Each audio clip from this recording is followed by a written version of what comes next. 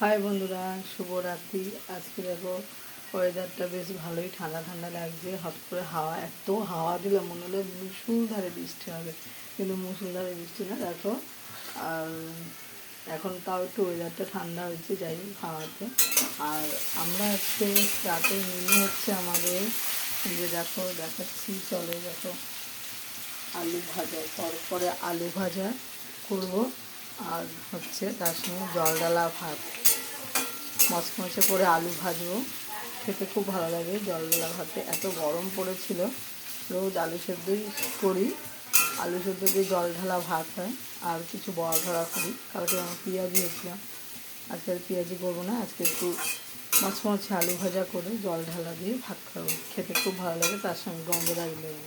তা চলো বন্ধুরা, তোমরা কে কে খেতে ভালোবাসো অবশ্যই কমেন্টে জানিও। বা একটা